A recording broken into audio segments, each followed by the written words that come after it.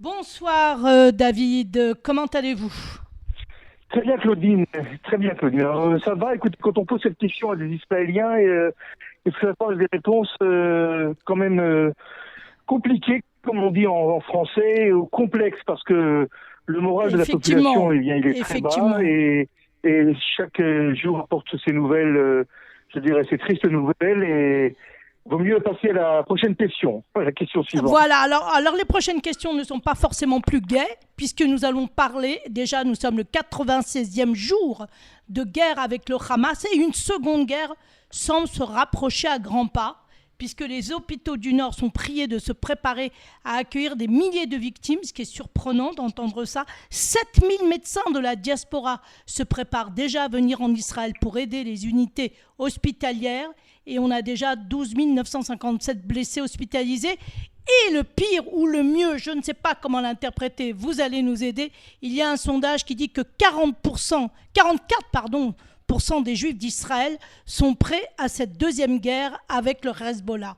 Alors, quelle est votre analyse, mon cher David Shapira? Alors écoutez, la guerre avec le Hezbollah ou le Sud-Liban nous semble, pas seulement mon avis personnel, évidemment inéluctable, vu que le Hezbollah n'est pas prêt à retirer sa force armée, ce qu'ils appellent la force de Radouane, au-delà du fleuve Litani, qui se trouve à 40 kilomètres au nord donc de la frontière israélienne.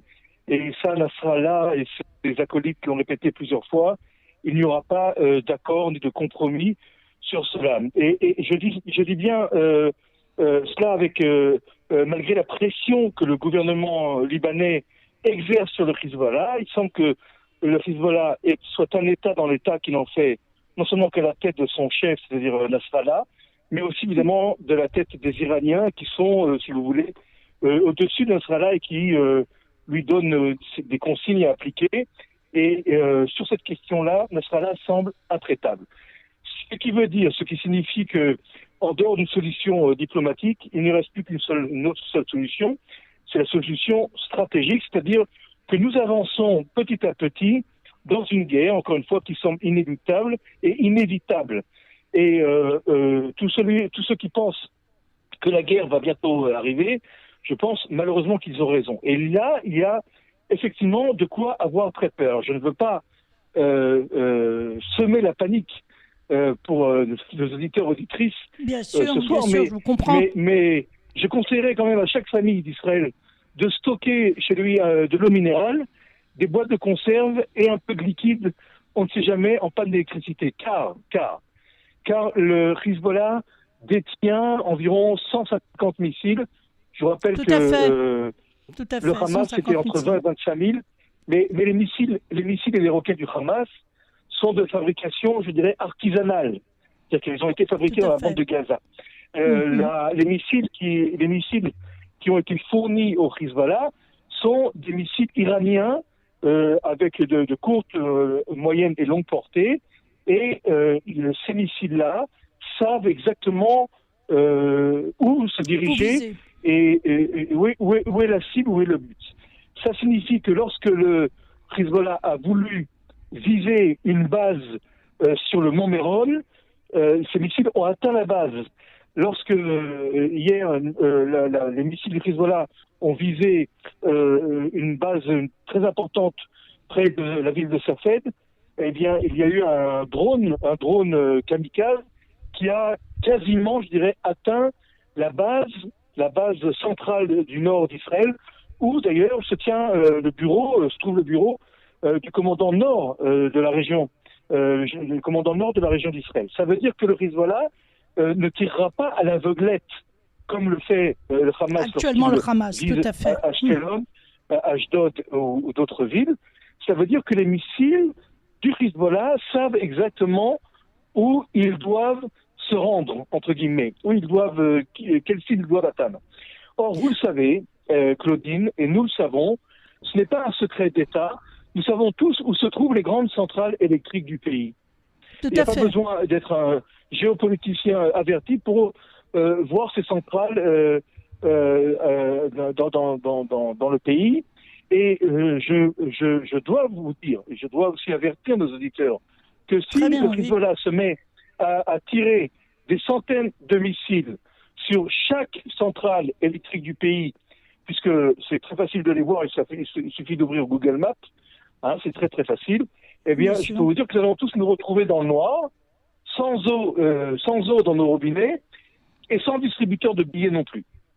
C'est pour ça que je dis à nos auditeurs et auditrices, achetez des boîtes de conserve, de l'eau minérale, et gardez un peu de liquide à la maison, ça peut servir. Ce que je veux dire par là, au-delà de cette boutade qui n'en est pas une, ce que je veux dire par là, Claudine, c'est que la guerre qui va probablement s'ouvrir avec le Hezbollah n'aura rien à voir avec ce qui se passe dans la bande de Gaza. Avec le Hamas, tout à fait. Car vous le savez, la population qui habite dans la bordure de Gaza a certes été évacuée, mais les villes israéliennes, la plupart des villes israéliennes, la majorité des israéliennes, vivent leur vie de tous les jours. À Tel Aviv, à Bat Yam, à Ashdod, à Petah Tikva, à Haïfa, on vit une vie quasiment normale. Ce ne sera pas le cas si une guerre éclate entre Israël et le Hezbollah. Alors justement, avant d'aller plus loin, il y a quand même un aspect très important dans cette guerre. Êtes-vous en train de dire qu'Israël n'a pas les moyens techniques, je pense au dôme de fer, pour intercepter l'ensemble de ces missiles? Et si oui, pourquoi ce serait différent? Claudine, allez-y. Je suis pas un spécialiste de la défense antiaérienne. Je me suis retrouvé moi à une reprise près d'un dôme de fer au moment où il tirait, où il interceptait. Oui. C'est très impressionnant, mais c'est limité. Et vous le savez très bien, vous le savez, comme moi, que il arrive souvent que lorsque même le Hamas tire des missiles, le dôme de fer n'atteint pas toutes les cibles qu'il devrait atteindre et des missiles s'écrasent. Alors, le Hamas tire des sables de 20 à 30 roquettes et la plupart sont atteintes par le dôme de fer. Mais on ne sait pas comment le dôme de fer peut surmonter des salves de 500 ou 600 roquettes sur plusieurs cibles tirées en même temps. Donc, vous comprenez ce que je veux dire. On est par là. C'est-à-dire que même que le dôme de fer et d'autres systèmes de défense antiaérienne, parce qu'il n'y a pas que le dôme de fer, il y a la tresse de David et d'autres systèmes. Là, il y a Flèche aussi, le système Fletch. Tout ça, c'est bien, c'est important. Ça peut intercepter un certain nombre de missiles, mais cela aussi, c'est limite, vous comprenez? Cela aussi, c'est limite. Bien sûr. Et les limites, si nous devions intercepter 500 missiles qui sont tirés en même temps sur une centrale électrique, je ne sais pas comment nous pourrions intercepter 500 missiles d'un seul coup. Donc, voilà. Évidemment qu'Israël réagira, évidemment qu'Israël détruira aussi les infrastructures du Liban, qui déjà comme ça est un pays qui survit avec quelques heures d'électricité par jour. Eux aussi se retrouveront dans le noir, eux aussi retourneront à l'âge de pierre, mais il faut savoir qu'il y aura énormément de préjudices, de dommages qui seront causés en Israël, et c'est pour ça que les hôpitaux se préparent avec les générateurs. Ils ont raison, et le pays doit se préparer, je dirais, presque au plus pire, c'est-à-dire à ce que nous soyons privés d'électricité, qui a des conséquences très importantes sur la vie du pays. Très bien. Alors attendez, si j'ai bien compris, selon ce que vous dites, ce n'est pas est-ce qu'il va y avoir une guerre, c'est quand ça risque véritablement d'éclater. Avez-vous une idée, une question de semaines, de mois, d'années peut-être? Qu'en pensez-vous? Non, alors, à moins d'un miracle, la guerre sur le point, d'ailleurs, elle a commencé déjà. On peut pas affirmer que cette situation est une situation de calme ou de cessez-le-feu, puisque, comme vous le savez, comme nous le savons tous, depuis le 7 octobre, le Hezbollah tire sur Israël. Ce qu'on sait, et ce qu'on se rend compte, c'est que ces tirs et les représailles montent à chaque fois de grade, et là, récemment, avec l'élimination de plusieurs responsables, dont un très important du Hezbollah, il est évident qu'on s'engage vers un affrontement, je dirais, complet. Israël a pour l'instant l'intérêt de ne pas précipiter cette guerre, car l'armée israélienne, une grande partie de l'armée, est encore mobilisée dans la bande de Gaza, et donc c'est l'intérêt d'Israël de retarder pour l'instant au plus tard cette guerre, mais comme vous le savez, c'est comme le tango, il en faut deux, nous ne sommes pas tout seuls, et donc tout va dépendre aussi de la réaction du Hezbollah qui pour l'instant, je dis bien pour l'instant, contient, je dirais, ses forces et retient sa potentialité de réaction. Mais ce que je dis là est valable à l'heure où nous parlons.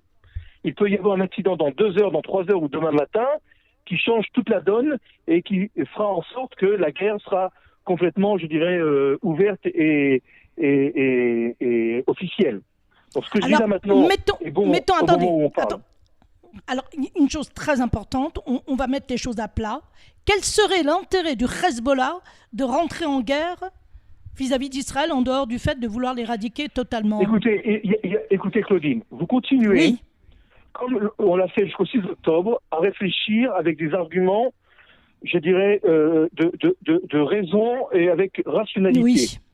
Est-ce que vous pouvez déjà me répondre pourquoi le Hamas nous a attaqué, quel intérêt il avait, mis à part d'être complètement maintenant détruit et complètement écarté, j'espère, bientôt de la région et de toute influence politique. Et il faut cesser, vous devez cesser de poser ce genre de questions, car vous mettez en danger l'avenir d'Israël. On ne réfléchit plus maintenant aux intérêts de façon rationnelle. Maintenant, quels sont les buts du Hezbollah? Le djihad, la guerre sainte, contre les Juifs, contre les Occidentaux, contre les croisés, contre l'influence européenne, contre les Américains. Vous réfléchissez en termes d'intérêt, d'avantages et d'inconvénients. Donc, voilà. on arrive. Le Hezbollah est un mouvement idéologique qui n'a comme devise le djihad et étendre un califat chiite qui partirait de l'Iran jusqu'à la Méditerranée. Donc voilà, j'espère que j'ai bien répondu à votre question. Donc, on va donc tourner la question différemment. Le Hezbollah n'a qu'un objectif, c'est d'éradiquer Israël de la carte du Moyen-Orient. On est bien d'accord sur ce point-là. Il n'y a pas de raison, c'est juste un besoin, une nécessité, selon leur guerre sainte, le djihad.